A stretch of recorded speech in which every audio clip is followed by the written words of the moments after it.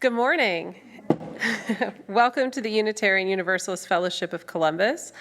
I'm Julia Morris-Poole, your volunteer service leader for today. I'm going to invite my son Tommy to come up now, please. Our chalice symbolizes our 7 principles. In the light of these 7 principles, let us open our senses to what glows within and around us. And Tommy will light the chalice for us this morning.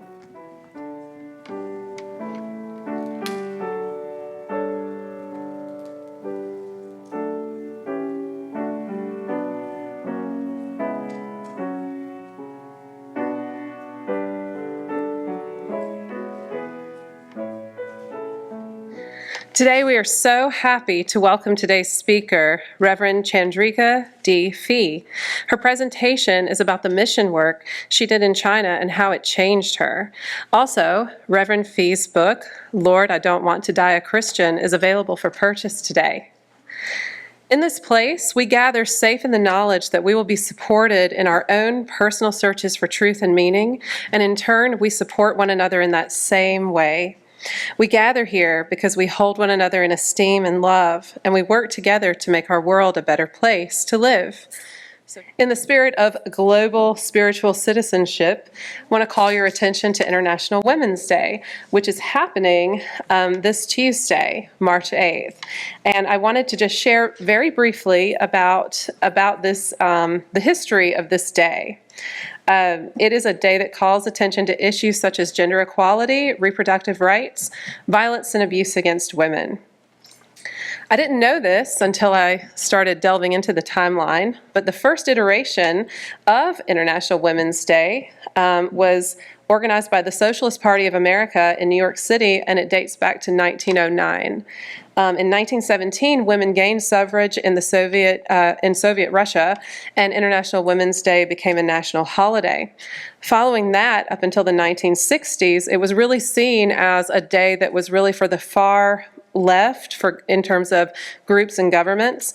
But in the late 1960s, it was adopted by the global feminist movement.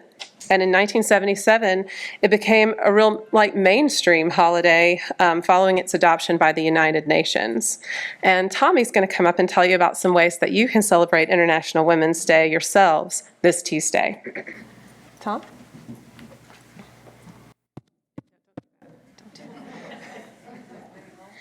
Hi everyone. Here are 5 ways to celebrate International Women's Day for now. So number 1 is uplift the women in your life. Number 2, give your time or money to organizations that empower women and girls. Number 3, support women-owned businesses. Okay, number 4, show your support on social media by, the way to do so is to have a picture of you doing this with hashtag #BreakTheBias. And number 5 is plan or participate in a women's outdoor experience. Excellent. Now, how are you celebrating International Women's Day, Tom? Well, I might well, 2 things, being extra good to you. And number 2 is, About your animation. I might make an episode of a show I'm working on that talks about the ways to celebrate this particular holiday. Okay, excellent. Thank you so much. You can go back to your seat.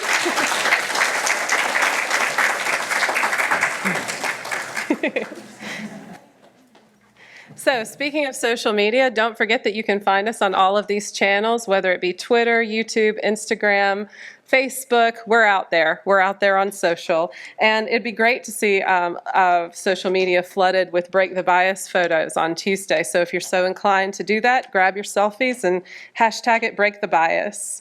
So as Unitarian Universalists, as you all are aware, I think, we are guided by 7 principles. Today's presentation, I feel like almost all the presentations that we see here, you could make an argument for how they illuminate all of those principles. But I think that today's presentation really shines a special light on our 4th principle, which is that we affirm and promote a free and responsible search for truth and meaning. Unitarian Universalism is a grand vision of a world filled with peace and justice, love and joy. Each of us, via offerings of time, energy, and/or resources, help make that grand vision a reality. If you prefer to make your offering via PayPal, the fellowship's information is on the slide. Good morning. I wanted to speak a little bit on today's offertory because it's a joy for me to share it.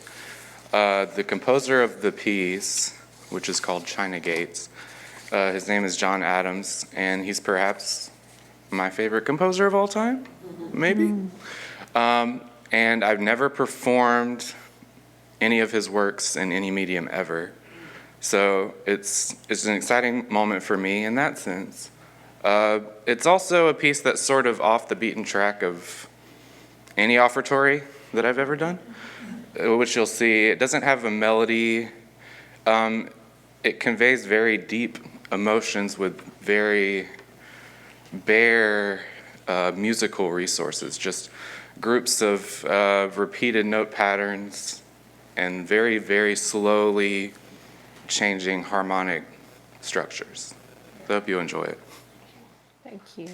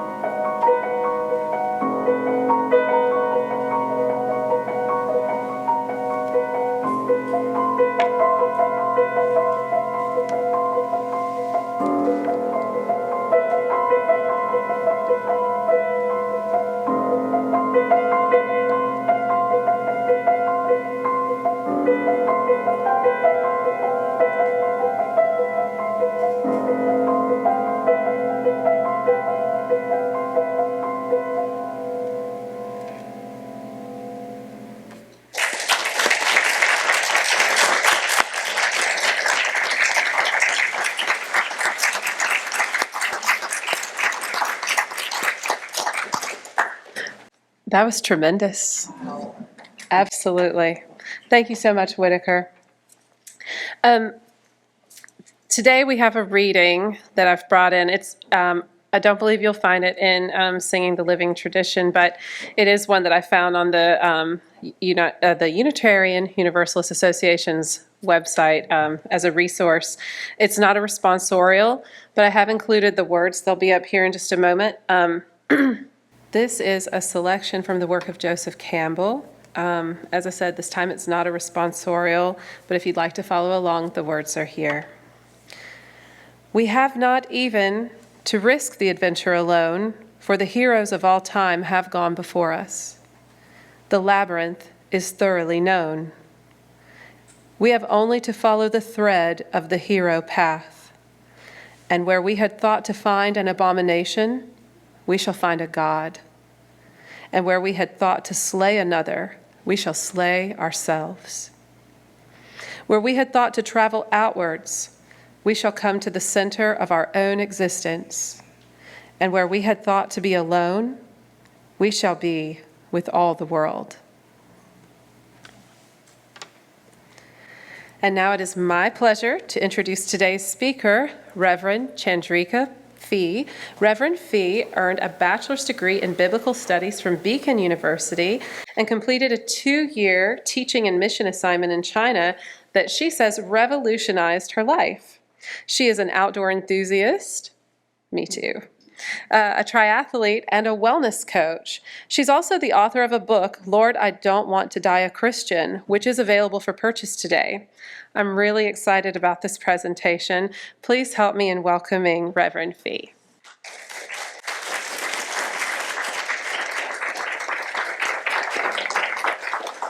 Good morning, everyone. How is everyone doing today? Good, good. It is good to be here. I have to say, since I received my ordination, today is the first time I've ever heard someone call me Reverend Phea. And I received that ordination in China, actually. While I was in China, I'm from Oklahoma City, and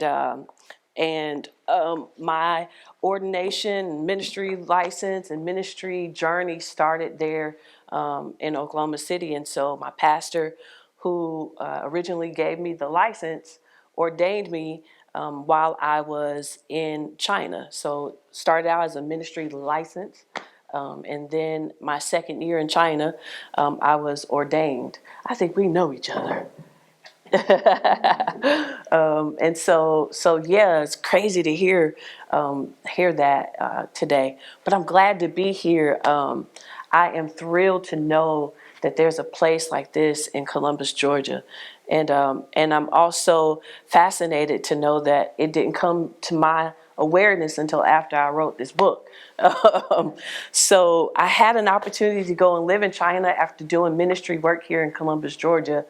And I left here ordained, as has already been mentioned. I was also the minister of outreach at a local fellowship. I was also a worship leader. And so I sang all the songs, I did all the work, I wrote the vision for the outreach ministry, and I had a vision to introduce Jesus and a relationship with Jesus to the community in the area where I was a member of a church. And through a series of events, I ended up in China. It was not something I ever planned to do. I'd never owned a passport. As a matter of fact, on my way to San Diego to train to go and teach in China, I didn't have a passport. I left Columbus, got on a plane, one-way plane ticket to San Diego to train to go to China with no passport.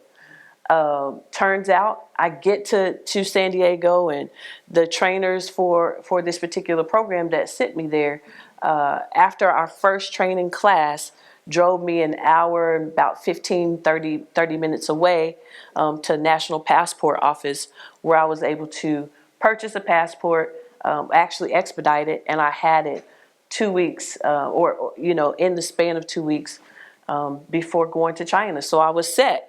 And I went. So I really stepped out, if you will, on faith. I didn't know how it was going to work out. It did because I had a heart and I had hands to serve. I just wanted to serve people, love people any way I could. And so I went to China. Interestingly enough, there were these huge gates at the university campus that we parked in front of. I remember seeing how tall and stately they were, and we went in, and I was due to experience culture shock. In my training before leaving San Diego, the last day was heavily concentrated on preparing us for culture shock.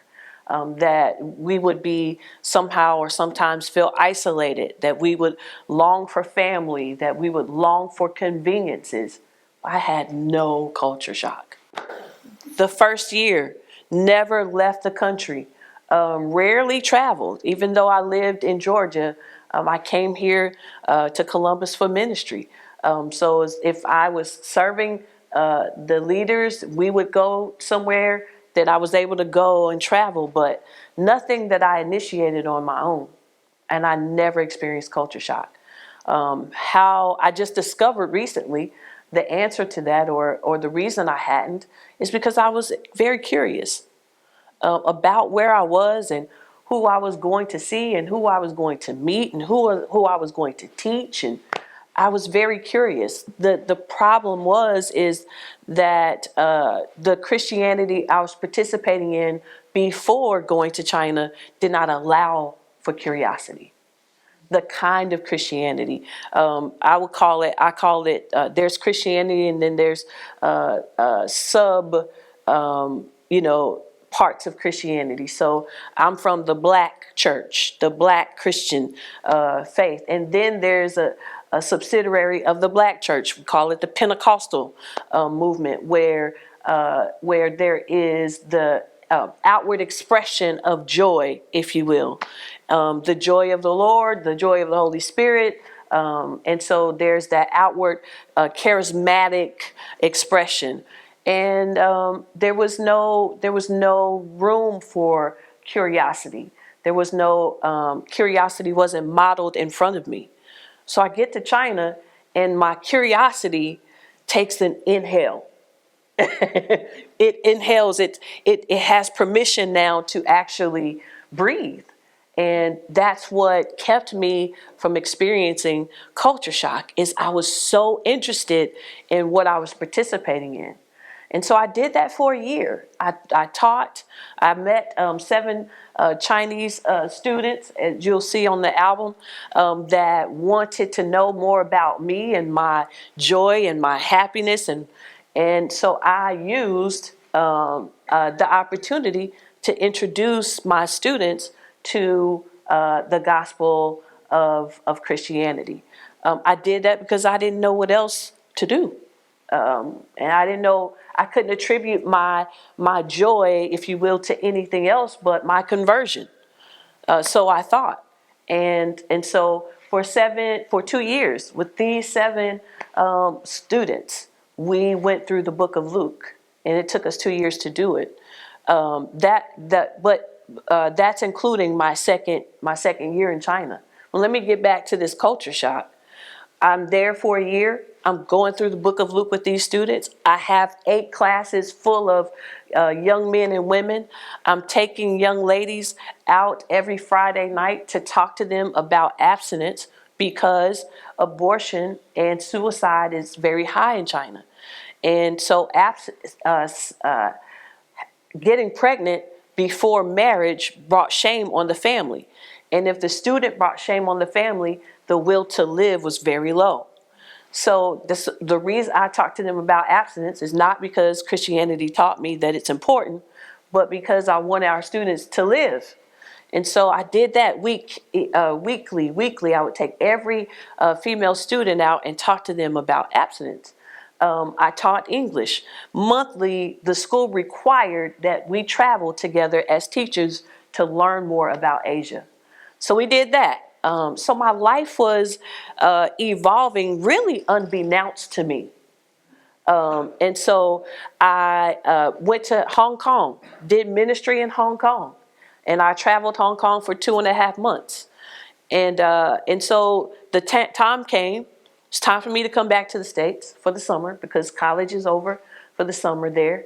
And I go to church, and I experience culture shock. What? So I go to church. Apparently, I didn't realize this at the time, but apparently it was First Sunday. And some of you may know First Sunday is Communion Sunday.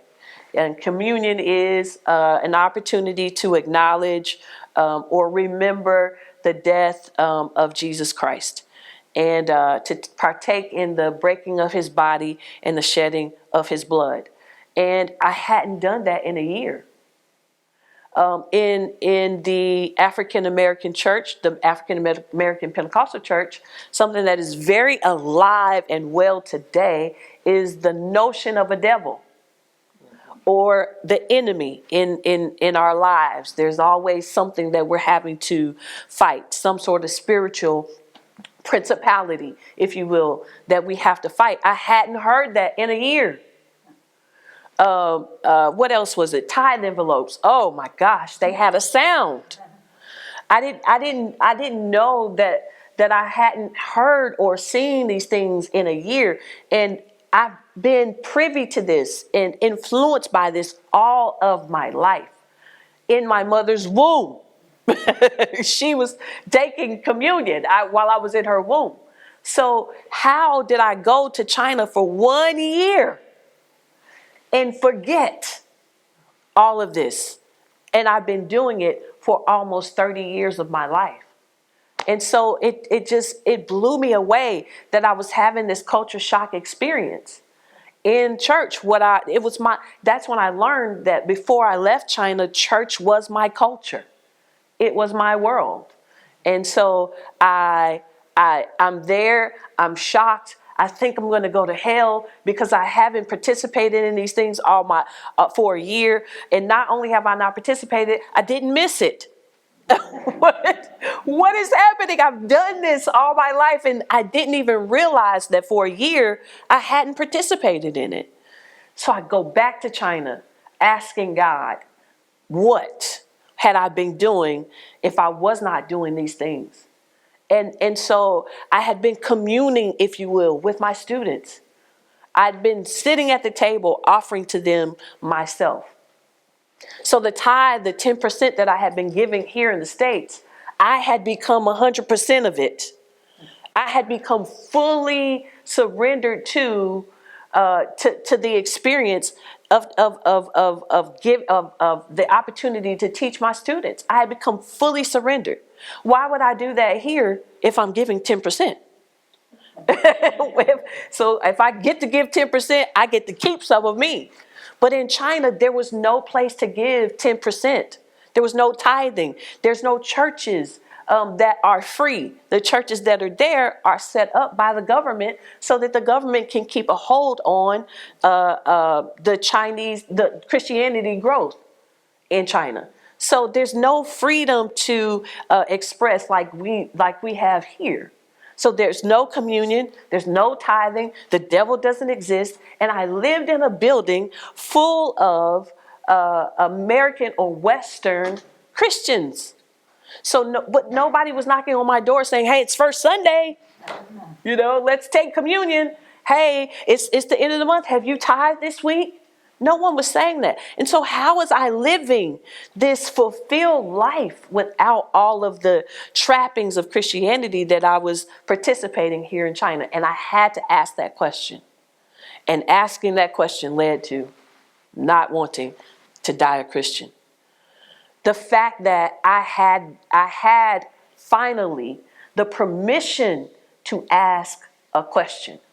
I'm teaching my students about, we're going through the book of Luke, and I'm teaching them about the story of Jesus saying that he didn't come for peace, that he had came to divide families. He had come to divide mother from daughter, father from son, and he had come to create that division. He said he didn't come for peace. And my students look at me in my face and very family oriented, saying, why would Jesus want to tear up my family? First of all, you asked me a question. We didn't get to do that. We went to Sunday school and we learned and we took what was told to us. We didn't have the wherewithal to even ask questions. So to see my students, a blank slate, ask me, why would Jesus want to? I had no idea how to answer that question. But the fact that they had the wherewithal to ask the question impacted my life. I went to change a nation, but a nation changed me. I came back after a year. Matter of fact, let me rewind that. The culture shock impacted me so much that when I went back to China, I spent 2.5 months reading Genesis to Revelation. I committed to reading one book every single day until I finished. How was I able to do that? There's there's our Christmas, there's our New Year, and then there's the Chinese New Year. And that's 2.5 months break. So when the first time I experienced these 3 different holidays, that's when I went to Hong Kong. Second time, after I've experienced this culture shock, I stayed in my apartment. I had to figure out why I experienced this culture shock. I had to. So I read Genesis to Revelation and decided that a lot of what I had been doing and what I had been taught to do as it relates to Christianity was not in this book. And a lot of what was in the book, we were not doing. I was angry. I closed my book, my Bible, and I asked God a few things. And one of them was, what now? And what I heard was love God, love me, God, and love people. And I thought, that's easy. I can do that. But then I started trying to love people who didn't believe what I believed, who wasn't raised the way I was raised. And it wasn't easy anymore. I had to revisit the social issues that we were given theological stance about and figure out now what do I believe and how to interact with people who think different from me through love rather than theology. And I found that hard to do and be a Christian. I couldn't do both. I couldn't be a Christian and love people. I know Christianity tells us to do that. They use a book that says, love the Lord your God with all your heart and all your mind, all your strength, and love your neighbor as you love yourself. But I couldn't be a Christian and love people. So I decided I didn't want to die one. I decided that I would rather live curious than die Christian. And to be curious is to be curious about people and ask people questions about their experiences. Go to the world, learn the world, and do it without an agenda of trying to convert. I can't love people with the agenda of trying to convert. I can't do it. It's either love people or have an agenda. I couldn't do both. So I gave it up. I started trying to take off everything Christianity put on me, clothed me with, fig leafed me with, as Adam and Eve, as the story of Adam and Eve is told. I started taking that off so that I could love people. And that's really my story. I'm still on that journey of trying to take off as social issues come up. And I say issues, but it's as social challenges or social opportunities as they present themselves. My way of thinking is challenged. The things I was taught is challenged. And I'm having to say, okay, how is love expressed in this moment? And I'm still on that journey of asking that question. That's my story.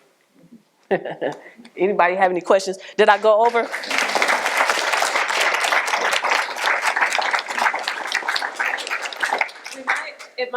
best if you come up and take questions from the mic so we can use this mic. I don't Okay. know, will that, we're good? Okay. You can stay And where you're please ask questions, please.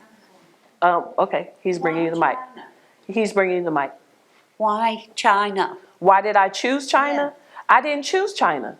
I didn't get a chance. I'm glad you asked the question. It chose me.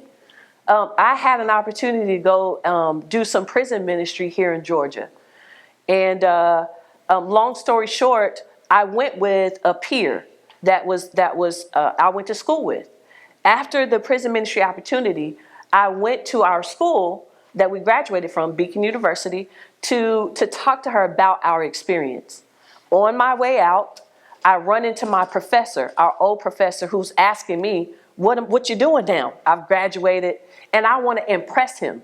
So I lie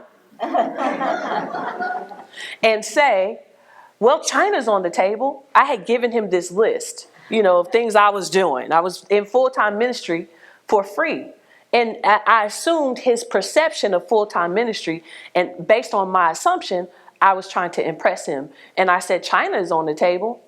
And what happened was that it did come up, but I was not anywhere considering it. Absolutely not. I'm not going to China. Are you crazy? I had even mentioned to my mom that it was presented to me as an opportunity, and she was like, you should consider it. No, you're nuts. So I said that to him. Turns out his son was in China at the moment of the conversation. His son is in China teaching. What? He says, if you're going to go, you need to go with an organization that has evidence, that it's a good organization. So I literally am at the door of the university, heading out to my car when he stops me to have this conversation. I turned around and go back to his office. I end up on the phone with the organization that sent his son, saying to them, I don't have any money, but I have a heart and I have hands. And by money, that meant I didn't have money to buy a passport. I didn't have money to buy a plane ticket. I was doing full-time ministry for free. I didn't have money to buy a plane ticket. I didn't have money to make sure I could survive over in China because I wasn't going to be paid enough. You're supposed to raise money, for these kinds of mission trips. And I didn't have money, and I wasn't connected to people who believed in missions. That's another story. Bring me back for that one.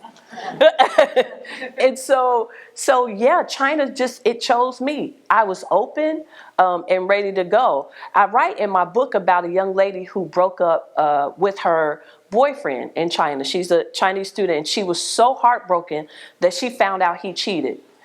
I sent her and this is early China, early in my experience there. I sent her to Proverbs 31. I sent her to scripture. Upon reflecting on that experience of having that conversation with her, the moment I started writing my book, I journaled that experience with her. And I looked at it and remembered then, in the moment I'm reflecting on this journal, I remembered how open I was to go to China because I too had heartbreak. I was engaged before I left to the first man I ever loved, and had to break that engagement off. So only reason I was open to go to China. I was open to anything because I was so heartbroken. But I forgot about my heartbreak when I talked to this young lady. I was so busy being a Christian that I forgot about my own heartbreak. And I wonder if it could have helped her more, empowered her more, to know that a woman from the other side of the world had experienced the same heartbreak. Instead, I sent her to scripture. I sent her to, and so now I'm asking myself, does religion rob us of our own personal stories? I'm telling somebody else's story by sending her there. It's not mine. She can't see them. She can't touch them, but she can see me and she can touch me. So I've committed to now telling my story, having experiences, telling my story. I don't think Jesus ever intended for me to trade my story for his. Anyone else have a question? Please ask them. I love these hands. Please ask them. I do better in conversation. Ms. Joyce, what you thinking about? I want to give him a chance, but I want you to ask a question. Give him a chance. Thank you so much for sharing your story. It's very interesting. What's been the reaction since your new perspective from your associates and your Christian friends? That's a great question.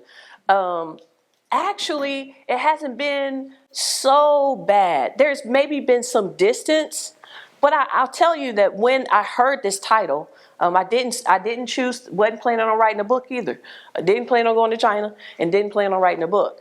The title just came to me out of frustration.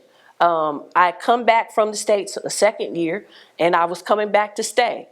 And I was struggling with adjusting to Western religion and the expression of Christianity. I was really struggling.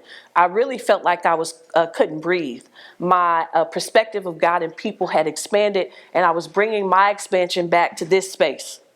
And so between that and evangelical influences, and by evangelical, I mean no offense, but evangelical in the world today usually means our white Christian brothers and sisters who are white and Christian had a problem with having a black president. And they were expressing it. It was on TV. And so in the middle of those two realities, I'm trying to come back to my, normal, regular life as I knew it before. And I watched this pastor, invite his grandson up to the pulpit and to sing a song, a racist song about having a black president. A elementary kid. It was heartbreaking and frustrating. I turned the TV off. I stood to start cleaning up my apartment. As a matter of fact, the shoes I went to pick up are currently on my feet. I picked them up, and when I stood up, I exhaled, Lord, I don't want to die a Christian. I can't do that anymore. I couldn't be that anymore. I didn't want to be a part of what I was seeing, and I was also struggling with what I had been doing all my life. And so I didn't intend to write a book. The next step in going to put my shoes away was that's a book. And then the next step was, I wasn't intending to write a book. So I began to pray and ask God what it is that I'm supposed to write. And it is literally my journey to become more authentic. Who is me without all of the trappings of Christianity? It didn't matter there. My ministry license and all of my ministry experience, it didn't matter there. I couldn't be. The PSB followed me because my jacket said something about God's got your back. They tapped my phone. They checked my emails thinking I was starting an underground church. So I couldn't be Minister Chandrika. I couldn't be Reverend. I couldn't be the pastor of outreach. So who am I without all of those things? And I learned that Christianity had clothed me and made me somebody I did not know. I needed to learn who I was when I came into this world. Who is that person? And so it doesn't matter to me what people think. It matters to me that I am boldly authentic. I knew for sure when I said yes to writing this book, I'm the oldest of 4 girls. I knew for sure my sisters weren't going to leave me. And my parents are still living. And they're pastors. I knew for sure my sisters weren't going to leave me.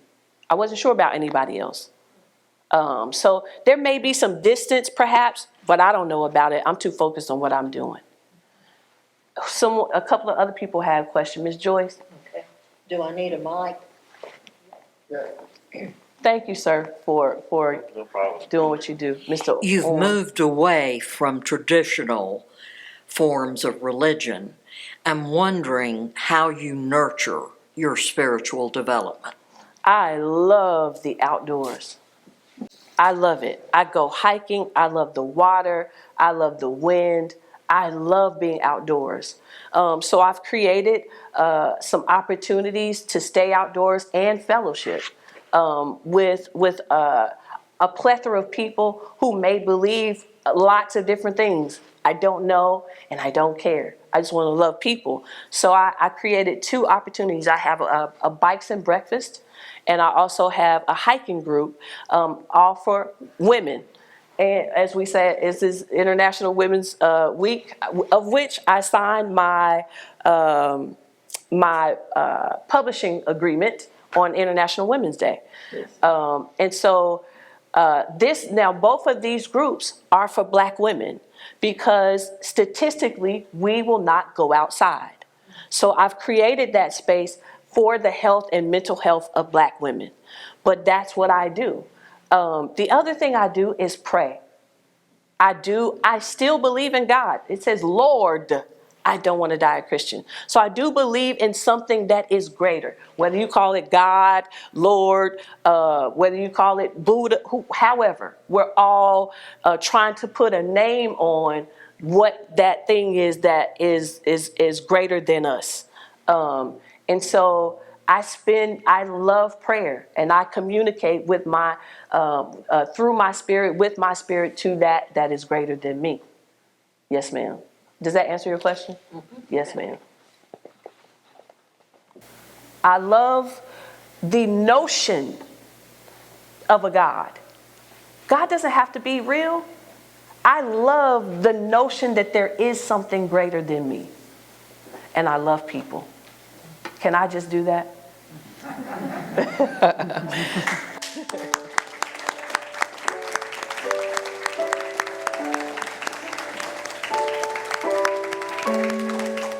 Thank you. Thank you so much, Reverend Phea. I thought that was incredible. It was such an energizing presentation, and what a refreshing perspective.